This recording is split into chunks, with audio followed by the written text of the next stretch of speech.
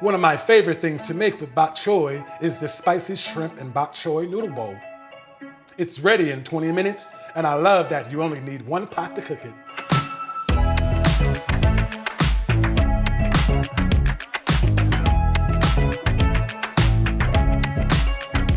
I have everything I need to cook this right now.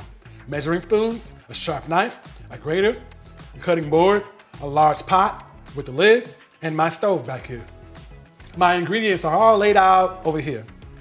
I have vegetable oil, crushed red pepper flakes, chopped garlic, ginger that's been grated, or as a paste in the produce section, brown mushrooms, low sodium chicken broth, clam juice, shrimp.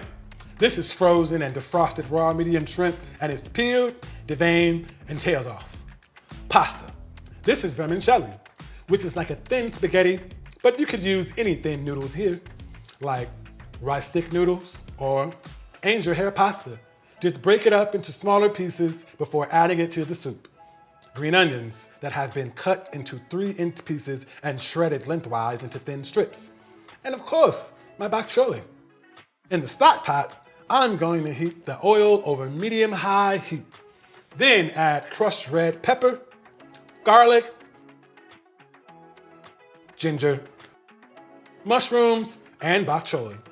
You can adjust the amount of red pepper flakes depending on your spice tolerance. This is pretty spicy if you use both teaspoons.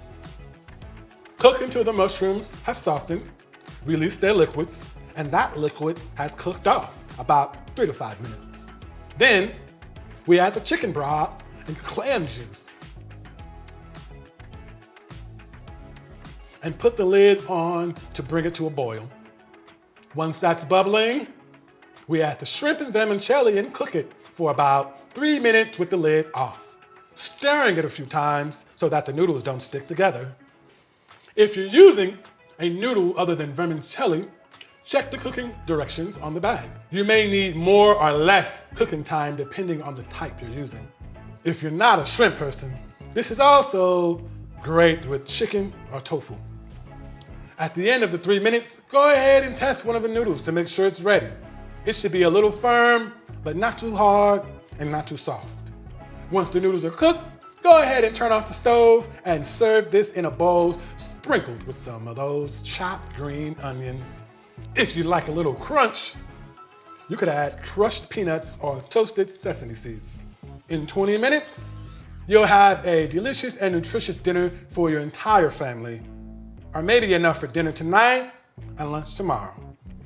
For more recipes and healthy tips, visit CalFreshHealthyLiving.org.